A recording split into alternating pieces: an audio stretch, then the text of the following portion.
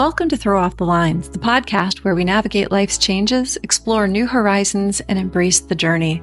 I'm your host, Stephanie York, an executive coach with a passion for charting new courses on the water and in life.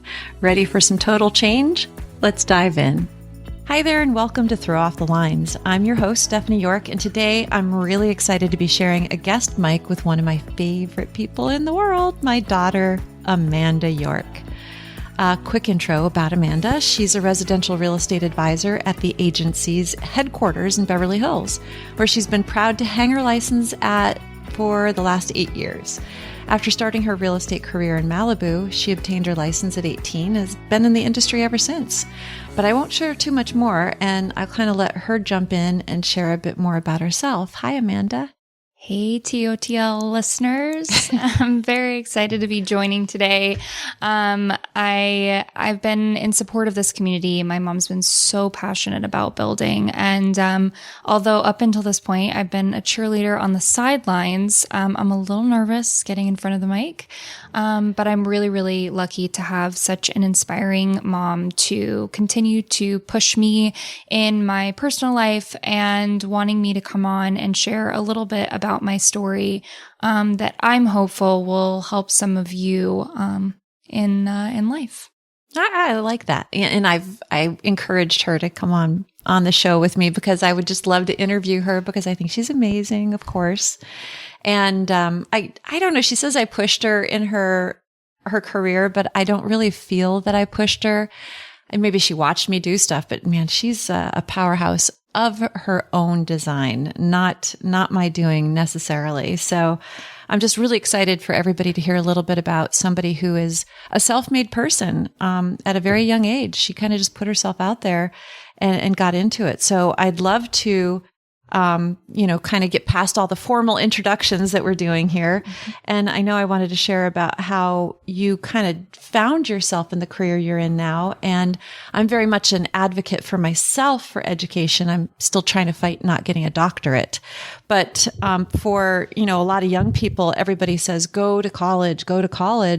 And that's not necessarily a career path everybody needs to have. And I wanted to ask Amanda, the career she chose is very competitive, and some of the challenges that you faced being in this career and following a non-education route, what were they and how did you overcome them? Because you've been doing very, very well in your chosen career. Tell us a little bit more about how you found yourself here. Yeah. So, that was a really good kind of overview of some of the, life path avenues I took. So, after I graduated high school and not being a very good student, I'm just generally challenged by the normalities in the education system and the way we're taught as kids, or that we're forced of one way of teaching. And I was more inspired by finding, different people on YouTube and kind of. Oh, really? You watch a lot of videos? Yeah, videos and, mainly, people that I just was inspired by seeing them do life, right? Mm-hmm. That I felt was like a little of the, untraditional way of being educated. And that was kind of what I leaned into, but obviously when I was in school, and I think kids are still dealing with this today, is in our society, after you graduate high school, it's like, okay, well, what college are you going to? And I never really felt drawn to that next path in life, although it just felt like it was the only option I had after graduating high school. Yeah. So went to community college because I was like, I'm paying for it myself. I might as well just go and take my GEs at a school that's affordable. And I'll just start the path and kind of see where it leads me, which I highly recommend if you kind of don't know where to go. Although if I had the opportunity to, I probably would have taken the year off and traveled if I had that option. because I also think that that's a really great way to educate yourself, is going out and exploring and seeing the world and exposing yourself to different cultures and people, and, making friends that way, I think is really great education. But, after going through the path of going into community college, in my first year, I kind of tried to explore different avenues. I think I did a theater class. I started taking French a bit, and just kind of seeing if I could, elicit certain things that I thought I might like in life and see where it took me. So you kind of tried out different areas because you didn't know what you would land on. Exploratory. Yeah. I was really just trying to find myself a little bit. And I think everyone kind of goes through that period after school of trying to find themselves as a newly formed adult, as far as we're concerned in government. You're 18 now, so you're your own person. So there's a lot of push to figure it out then. So yeah, a lot of exploration. And then obviously with that in mind and, starting school and doing all of that stuff in community college, I then, was like, well, I need a part-time job. I need something that's going to cover my bills while I figure it out. So I was, pretty good at admin stuff. I'd done some admin work before, and just kind of liked paperwork and organizing paperwork. So I kind of knew that about myself as a strength.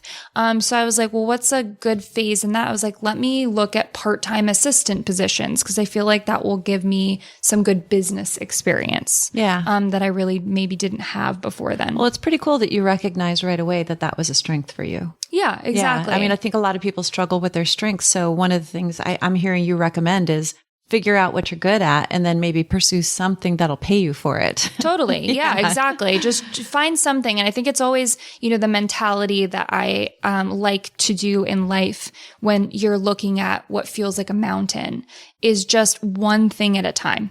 So find one strength or one opportunity, or, don't overwhelm yourself with life's, overwhelming nature when it can look like you're looking at everything from a whole, and just try to pick one thing, do one thing, one thing a day, whatever it may be. So yeah, saw that as just a strength of mine that I was like, let's go try this out. So I applied to a bunch of assistant positions, and one of the assistant positions I applied to was for an assistant to a real estate agent in Malibu. And I didn't know all that much about real estate, but I really liked her. We clicked immediately. She basically offered me the job in the interview. And it just kind of felt fate-based, but I think that there was a lot of alignments in our personalities that brought me there too. So I think that was another realization for me of another strength, was being a good communicator and being good with people and mirroring people. And kind of like learning that aspect about my personality. And that's kind of when I started in real estate. So it was 18. 18. Okay. Yeah, that's young. Yeah. It was literally when I started with her, I was in my second semester at community college. And then by the end of my first year, I was starting to feel less inspired by school, not as motivated to start picking new curriculums in school to go take, and being more leaning into being a working person and getting kind of inspired about the multifaceted job experience you get in real estate, all the hats you have to wear, And it must have been interesting in Malibu. Yeah. Of course, it's it's a world-renowned city. A lot of people know it from movies and TV and all of that. But honestly, it's a really small town too. So it gave me it was a really familial way to get in the business. A lot of people, everyone knows everyone. And my mentor, my boss at that time, knew a lot of people and really took me under her wing. That's really cool. I think I remember you saying that some of each of the deals had a little bit of an attorney to it, litigate. So it was complicated deals because of just the way Malibu is set up.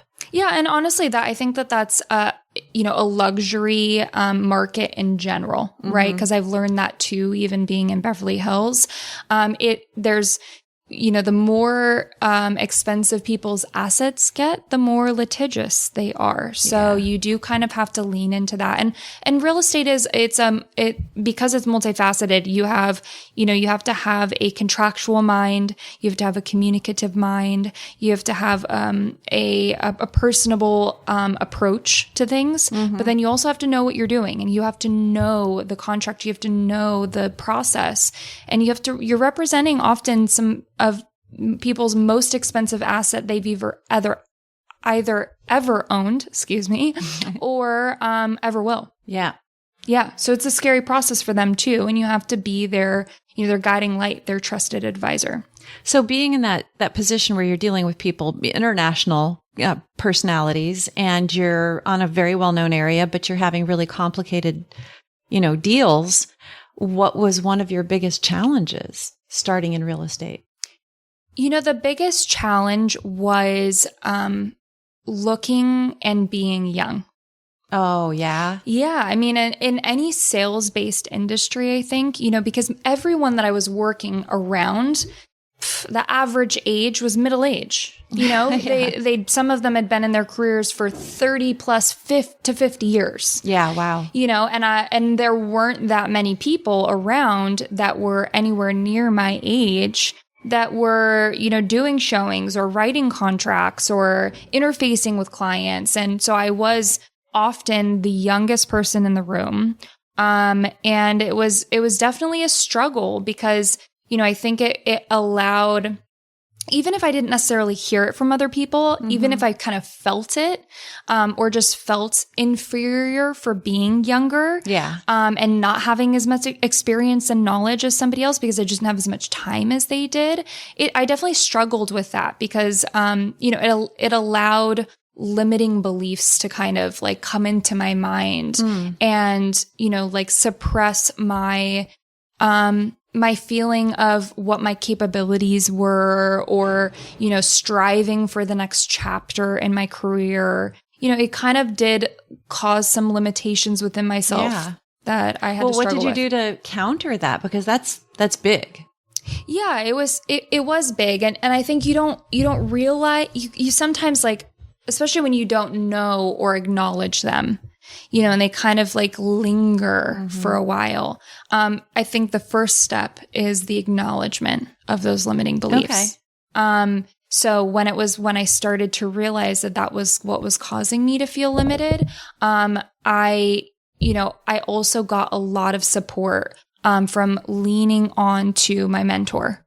So sharing some of those feelings with her. And again, I'll stress the importance of mentorship, finding someone who is in an industry that you look up to, or, you're just kind of interested in, finding that person and watching what they did, or doing, even if it's somebody maybe that's not attainable to go talk to in person, look up their path. There's a lot online that you can find, because that's what I kind of did initially. Okay.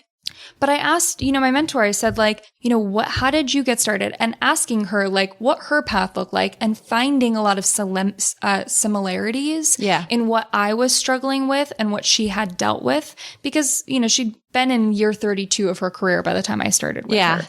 So, she had a lot of those struggles, those same struggles that she could shine light on, which was really, really helpful. And then I think the next support system that really made a big difference for me is always keeping like-minded friends in my vicinity. Okay. So having others that were my same age or similar, paths in their career, and leaning on them and kind of talking through stuff and sharing, the wins and losses and the good days and the bad days, and understanding that they're not all going to be perfect, but that you can kind of share those experiences and learn from other people's experiences. Again, mentorship and having those people around you. But I'm a firm believer that you are the average of the 3 people you spend the most time with.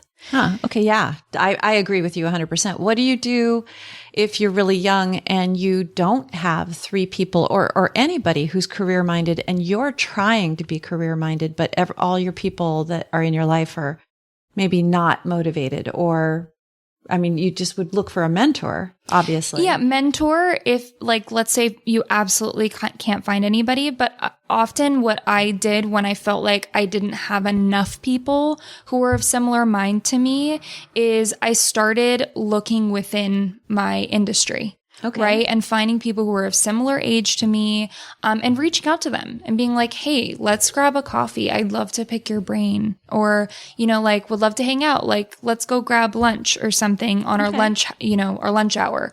And that's where I found a lot of people that a lot of longtime friends, some of those friends I still have from when I started in the business, that we've kind of watched each other grow up in our careers. So you can always find people. And if you can't, I would say go looking for mentors that you can see online and following their paths, like tracking them and like kind of like doing some digging on things that they struggled with and how they overcame those struggles. Well, because I think about some of the TV shows like buying the $1 Million Listing and some of those guys have written books and the $1 Million Listing New York and LA and I think Frederick Eklund has a book out. Oh, he's got a great book. I love his book. Oh, do you? Yeah. I just think he's such a character. And I watched the show and I feel like I learned about real estate sales just watching the one in New York. And I haven't followed his career at all. I'm not necessarily in real estate, but so that would be an example of, hey, maybe my friends aren't motivated by this, but I want to be motivated. Hey, real estate is what I'm picking. So any career you've got, there's probably somebody who wrote a book or somebody who you can look up to that you can say, this is their book and this is the stuff that they did. Oh yeah. Dive in, make yourself like an expert of the process, right? Like there's so much information available out there. And that's another way to kind of combat your limiting beliefs is the more knowledge you have about something, the more you educate yourself, the more you have to pull out of your arsenal in moments where you feel like you're lacking or you might not have as much in another way of someone else who's in the industry. Just arm yourself with a lot of knowledge and like dive in, get really comfortable in that area. I'd say also because real estate with contracts and law and the area you were at, you were probably dealing with a lot of things that you had never dealt with before and details. If somebody's facing a new job and whether they've got an education or not, they're going to have maybe limiting beliefs when they go to a new place. If you are learning a new contract and you've got to put yourself out there and you're not feeling confident, what did you do to build your confidence about working on contracts and things that are more detailed when you hadn't had experience? Was that leaning on mentors again, or was there something that you did to feel better about it? No, I read them. That's the thing that I think a lot of people who get comfortable in an industry, they lean on their past experiences to be like, oh, okay, it's just another revised contract. I basically know what it means. Yeah. And then when a client asks them, they kind of like struggle or like they kind of like, oh, they generalize. But what I learned, especially when I was younger, is I built trust and established my like knowledge and experience by being able to literally recite paragraphs of the contract without looking at it. So smart. So just like really getting to know what I was working with, because what I didn't understand is because I didn't actually read it or try to understand it or understand what its purpose was and why it was there. Because that's your whole job in this advisory status is educating your clients on what some of these legalese and disclosures mean and why they're relevant. But knowing it yourself is the first step. Well, it sounds like it's the only step because it's your job. You would think people would want to do that. You'd be surprised. Probably not. Probably not. So I just want to go back and touch really quickly on the kind of too young thing. Because I'm sure there's a lot of people out there that are being faced with feeling too young and the limiting belief of feeling too young. If somebody, it's been a while, you've been in the industry for a long time and you've learned a lot, but if somebody said to you, "Oh, you're too young. You're not good at that. You don't know." What was a comeback that you could verbally say to them to reframe it? Or how did you counter when people would say to you, "Hey, you're too young"? I'd be like, well, you started at some point too. You started somewhere. Yeah. I think I would just remind them in the most gentle way possible that, how would they have wanted to be treated when they started? And that we need to that's why I'm a big proponent of mentorship myself, and mentoring people, and having mentees in the industry. I've mentored a lot of people, even especially being at the agency in the last 8 years. I've probably had dozens of mentees. I think it's so important to support those people and to be a mentor, because you have something to share and you have something to lean on and you have a guidance. And that to me is that's that contribution factor. I think that contribution is the most fulfilling thing we can do in life. And I think that that's important. So anytime I had somebody kind of make me feel less than, whether it was because I was too young or I slipped up on something or whatever it may be. Because, I don't want it to be a sole focus on youth, because anyone can feel a little inferior or have limiting belief or, I'm not good enough mindset in life, no matter where you are in your career. I still deal with it. Where I'm like, oh, well, I don't have enough experience for this, but I totally do. It's imposter syndrome. We all feel that's what it is. It's imposter syndrome. Yeah. And I know you've done a podcast on that too. And I think that that's something that all of us deal with on a regular basis. But, I think reminding them about where they started and having empathy for others, but also being a mentor in whatever way you can. And then the last thing I'll say is just outwork them. I literally love that. Yeah. Outwork them. My now mentor and team lead always has a really great saying that I can't remember where he got it from, but I wish I knew. He was like, if you, when you're young and starting, go out there, work harder, because I'm going to work harder than you, and I'm going to eat your lunch.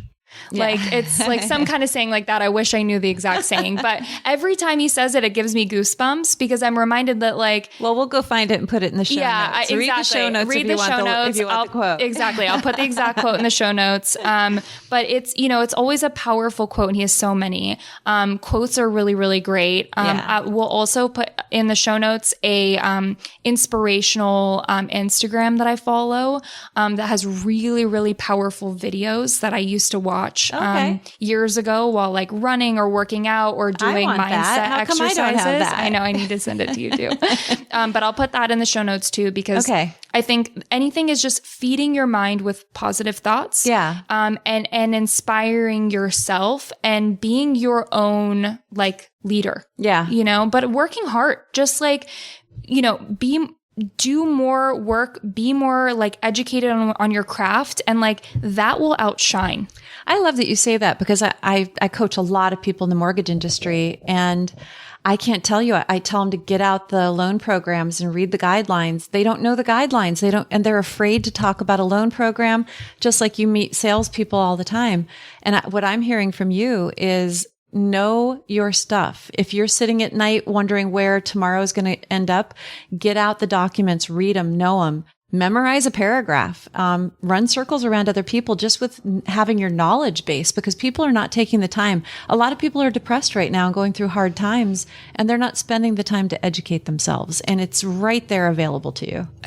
Couldn't have said it better. And I think it all goes back to basics. Do the basic things every day, and you will have the foundation of a business. I think a lot of people lean out of reading, re-educating themselves on things, stuff like that, I think is the best insulator for feeling like you're not good enough.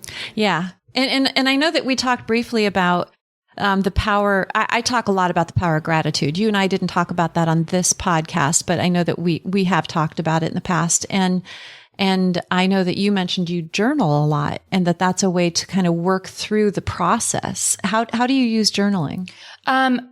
journaling is so helpful, especially like I would say I leaned on it so heavily when I started, when I first got exposed to different types of manifestation, and journaling is such a core part of manifestation. Yeah. Because it gives you a way to reflect, but also gives you a way to visualize the future. And at first I didn't understand the benefits of daily journaling, but, I would do weekly and monthly journaling. But what I thought was the most powerful part about that when I first started journaling was looking back and understanding the things that I was working through in the past and how I've overcome them now. And then some of the new elements of things I was working through, positive or negative. Mm-hmm. And it gave me confidence because I realized that you realize how far you've come because you have something to go back to and you have something to have as a reflection point. That's why I think journaling was so important, but it also really helped me visualize. It helped me put pen to paper and have a self goal that I could hold myself accountable to.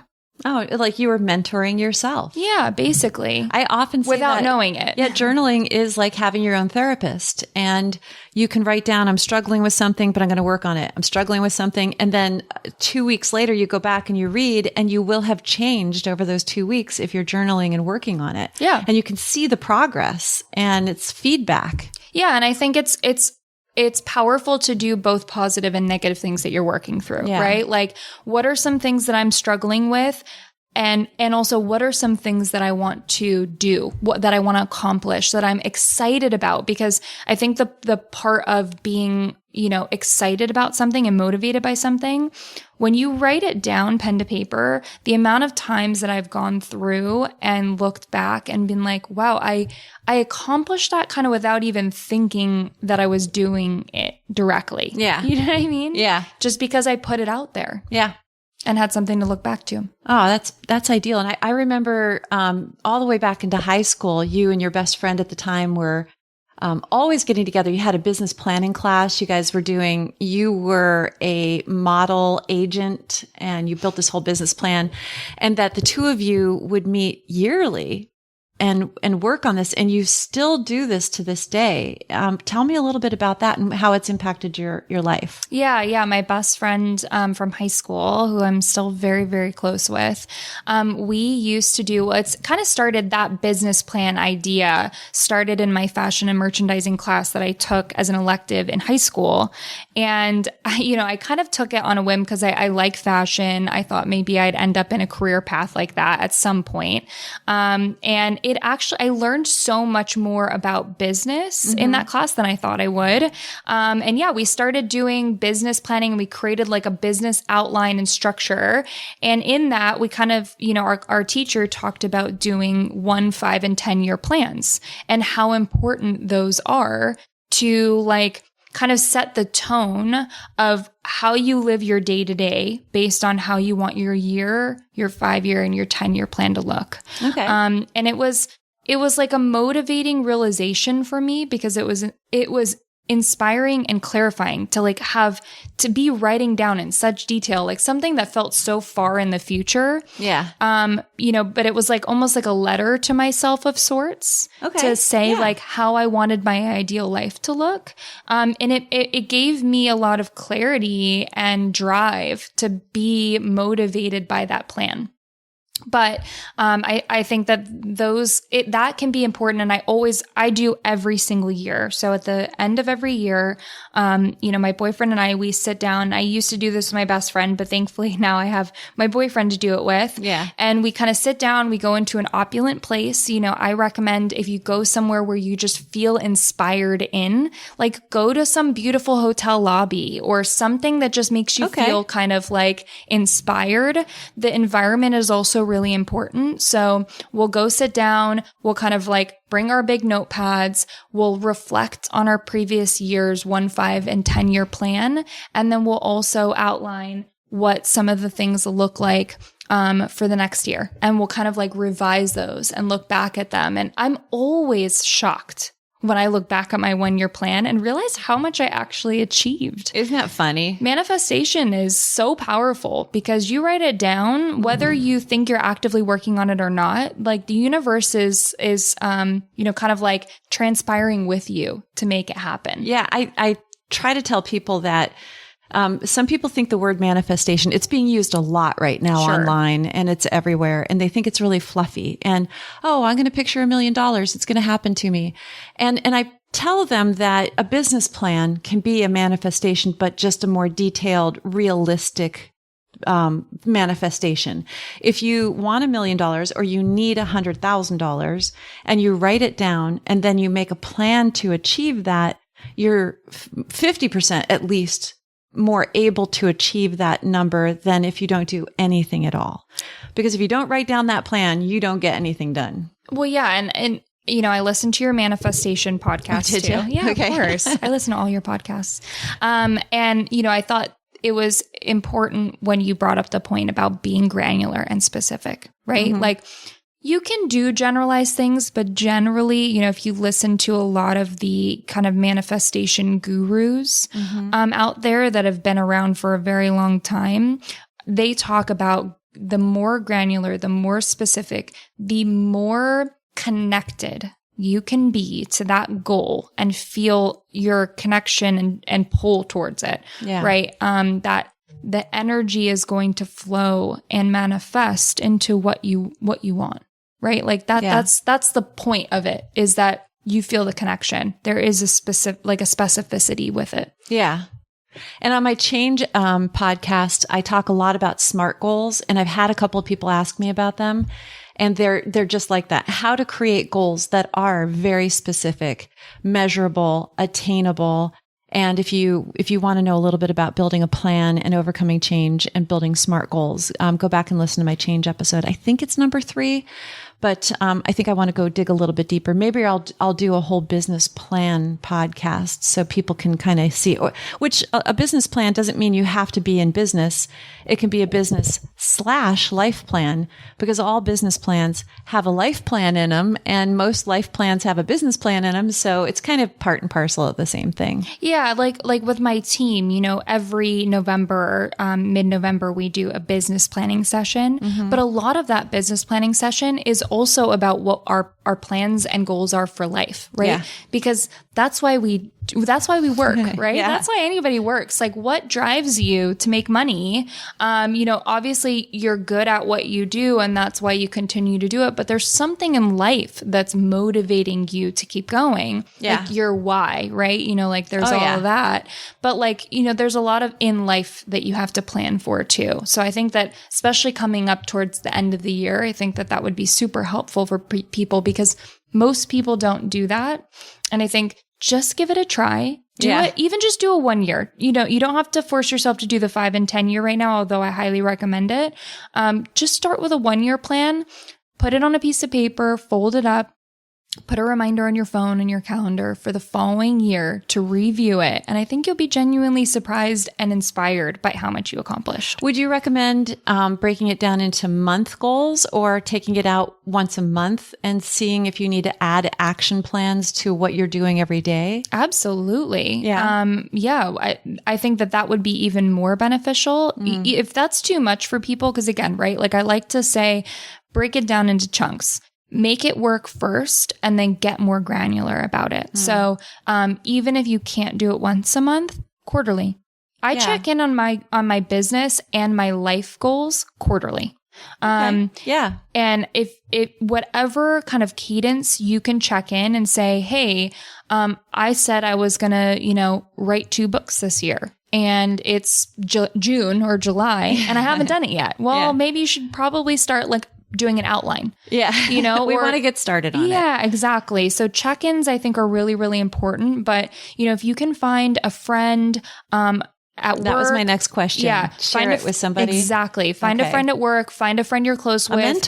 A mentor, or even your life partner, that you can sit down with, write these together, kind of create like a coalition pact that you're motivated by, and then check in with each other. Say, how are you doing? How is that going? I talk to some people that are my age, obviously much more advanced in life, and they want to be more like this, but their partner isn't. So I often say, don't wait for somebody in your life. Go find somebody.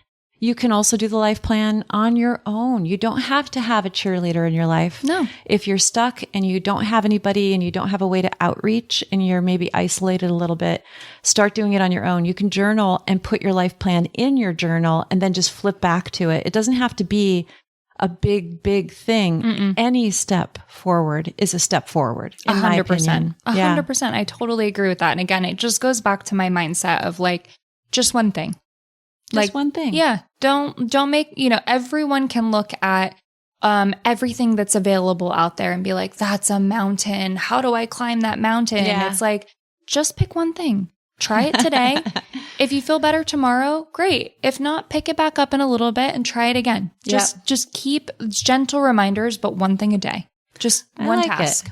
I like it. I think, and we'll leave it there. Just one thing. So listeners, my one listener, just do one thing. It's your job. You're carrying all of us. You, that one listener, do one thing. That's right. We're rooting for you. Woohoo! So report back. Send us a message. Please comment below, report back. We'd love to hear all the amazing things you accomplish in this next year, or 5 or 10. Or 5 or 10. And we're here to listen. I'm so happy I got to join.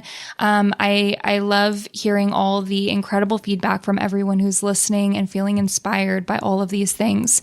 And would love to come back on and tackle another, life change task or whatever when I get the opportunity to in the future. Yeah. Thanks so much for coming on. And then anybody who wants to know that quote or that inspirational Instagram account, which I'm going to get here soon, I'll put it in the show notes and you can just find it there. And thanks so much, Amanda. I really appreciate it. Of course. Thanks, TOTL fam. Yeah. And I hope that you all listening have a total day. Take care.